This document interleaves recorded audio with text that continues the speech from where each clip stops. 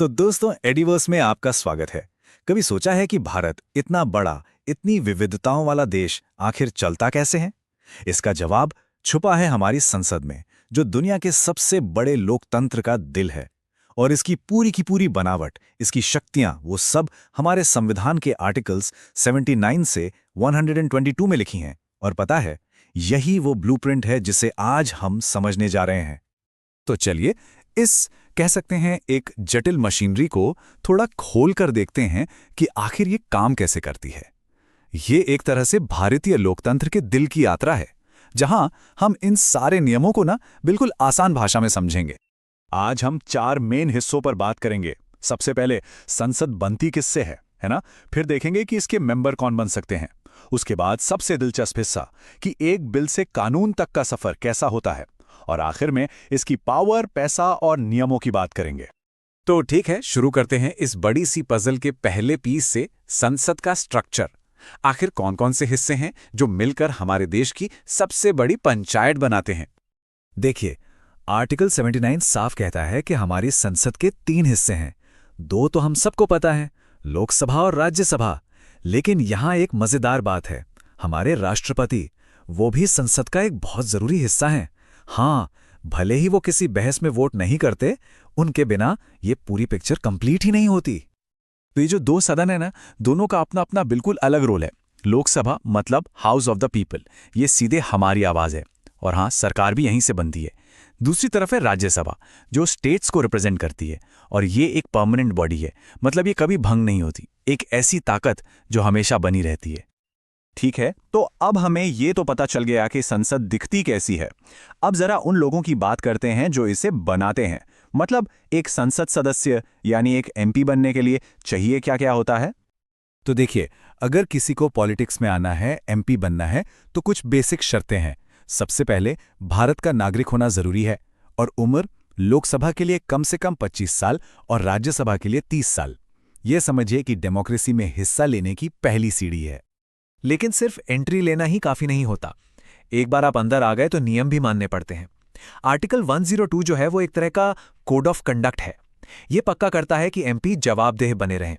जैसे कि अगर वो कोई ऑफिस ऑफ प्रॉफिट रखते हैं, मतलब एमपी रहते हुए कोई और सरकारी कमाई वाली नौकरी करते हैं, या फिर अपनी नागरिकता ही खो देते हैं, तो उन्हें अपनी सीट गंवानी पड़ सकती है। और अब आते हैं संसद के सबसे जरूरी काम पर, उसकी दिल की धड़कन पर, और वो है कानून बनाना। एक छोटे से आइडिया से लेकर पूरे देश पर लागू होने वाले कानून तक का जो सफर है ना, वो एक बड़ी ही कॉम्प्लेक्स डांस जैसा है। पर यह बहुत ही ज्यादा जरूरी है। किसी भी बिल की जो जर्नी होती है ना, वो किसी कहानी से कम नहीं है।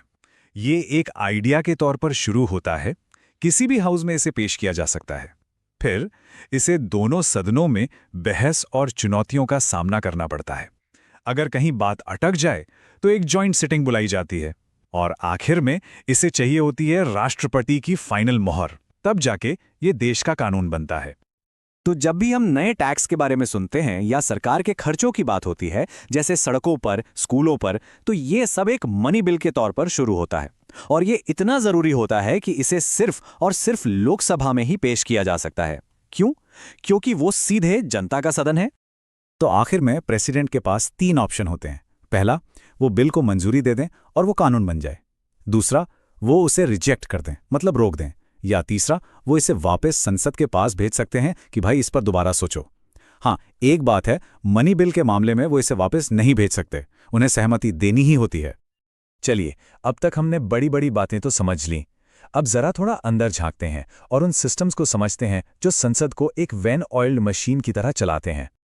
ये जो लाइन है ना, ये बहुत पावरफुल है। ये सांसदों के लिए एक ढाल की तरह काम करती है। मतलब वो संसद के अंदर बिना किसी डर के, बिना किसी कोर्ट कचहरी की चिंता के अपनी बात रख सकते हैं। इससे होता यह है कि डिबेट्स खुली और ईमानदार होती हैं, जो एक हेल्दी डेमोक्रेसी के लिए सबसे जरूरी चीज है।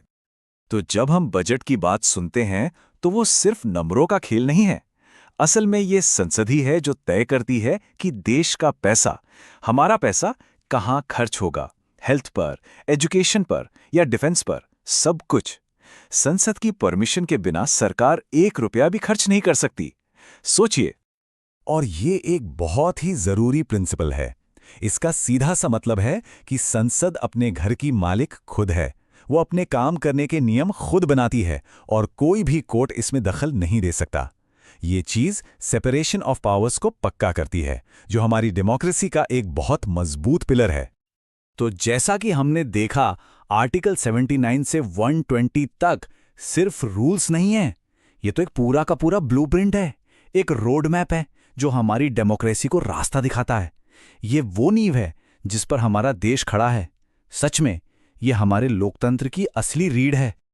तो अब एक सवाल आपके लिए, अगर संसद के किसी एक शक्ति को सबसे जरूरी चुनना हो तो वो क्या होगी?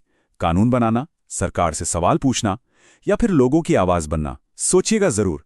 इसका कोई सही या गलत जवाब नहीं है, लेकिन यह सवाल हमारे लोकतंत्र के दिल के बारे में सोचने पर मजबूर करता है।